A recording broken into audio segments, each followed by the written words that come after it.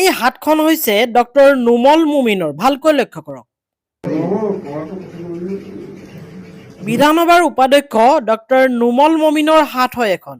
হয়, বিধানসভাৰ অধ্যক্ষ ডক্টৰ নুমল মুমিনক আক্ৰমণ কৰিছিল বিধায়ক নুৰুল হুদাই।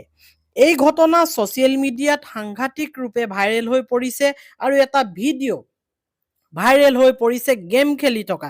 আজি এই খবৰটোত, এই ভিডিঅ'টোত আপোনালোকে গম পাব যে কেনেকৈ মমিন ডাঙৰীয়াক, অৰ্থাৎ ডক্টৰ নুমল মমিন ডাঙৰীয়াক বিধানসভাৰ অধ্যক্ষক কেনেকৈ আক্ৰমণ কৰিছিল নুৰুল হুদাই আৰু ডক্টৰ নুমল মমিনৰ বৰ্তমান সময়ত তেখেতৰ এই ৰহস্য ফাদিল হৈছে প্ৰকৃততে হাতখনত কি হৈছিল, কিয় তেওঁ মিছা মাতিছে বা সঁচা মাতিছে, এই কথাখিনি আপোনালোকৰ আগত স্পষ্ট ৰূপত এই ভিডিঅ'টোত ধৰা পৰিব। আৰু আঘাত পোৱা হাতেৰেই ডক্টৰ নুমল মমিনে, অৰ্থাৎ বিধানসভাৰ উপাধ্যক্ষ ডক্টৰ নুমল মমিনে গেম খেলি আছে খুব সহজভাৱে। আৰু বিধানসভাত যেতিয়া এই কথাটো উলিওৱা হৈছিল, তেখেতে যিখন হাতত বেণ্ডেজ মাৰি আছে সেই হাতখনেৰে তেখেতে মাইক্ৰফোনটো ধৰি ইফাল সিফাল কৰি আছিল।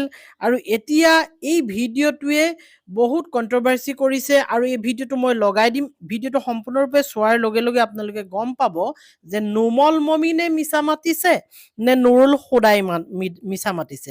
গতিকে বিধানসভাৰ উপাধ্যক্ষ ডক্টৰ নুমল মমিনে ইমান মিছা কথা ক'ব পাৰেনে? কাৰণ তেখেতক আক্ৰমণ কৰিছে বুলি কৈছে বিধায়ক নুৰুল হুদাই। আৰু এই ঘটনা কিয় হ'বলৈ পালে, ইয়াৰ ওপৰতো মই কৈ আছোঁ আপোনালোকক।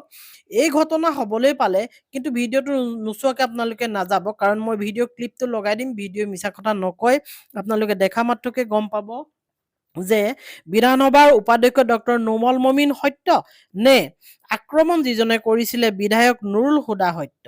আৰু নুৰুল হুদাই কৈছে যে মই তেনেকুৱা ধৰণৰ কোনো আক্ৰমণ কৰা নাই আৰু সেই আক্ৰমণ মিছাকৈয়ে তেখেতে আক্ৰমণ কৰিছে বুলি কৈছে। আৰু তেওঁৰ ওপৰত এজেহাৰো দিয়া হৈছে, কেছ দিয়া হৈছে নুৰুল হুদাইৰ ওপৰত। এতিয়া প্ৰথম কথালৈ আহক, এই ঘটনা কিয় সংঘটিত হ'বলৈ পালে? এই ঘটনা সংঘটিত কিয় হ'বলৈ পালে আপোনালোকে জানিবৰ বাবে ভিডিঅ'টো চাওক। মই এতিয়া প্ৰথমতে ক্লিপটো লগাই লৈছোঁ, তাৰ পিছত সেই ৰহস্যটো ফাদিল কৰিছোঁ। আমিয়ে গুচি যাওঁ নেকি?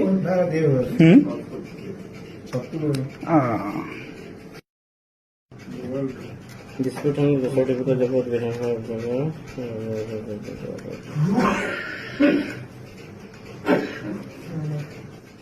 ভিডিঅ'টো দেখি হয়তো আপুনি গম পাইছে যে হাতখনত ইমান আঘাত পোৱা নাই, কাৰণ সেইখন হাতেৰে তেখেতে গেম খেলি আছে। আৰু এই ঘটনাটো কিয় সংঘটিত হ'বলৈ পালে, এতিয়া কথাটো কৈছোঁ।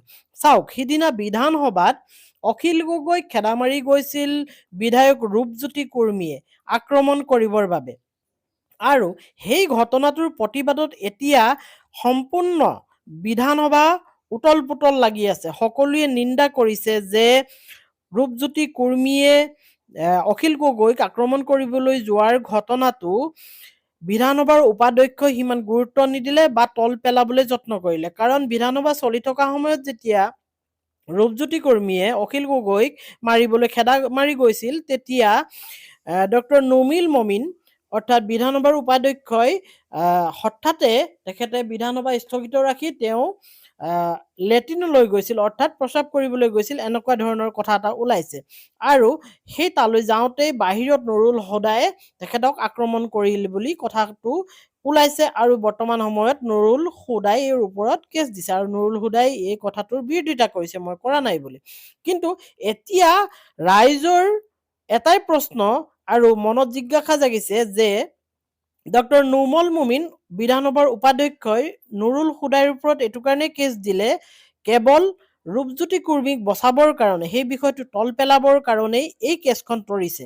কাৰণ সেই হাতখনেৰে, দুখ পোৱা হাতখনেৰেই গেম খেলি আছে। এতিয়া আপোনালোকে কি ভাবে, সঁচা নে মিছা?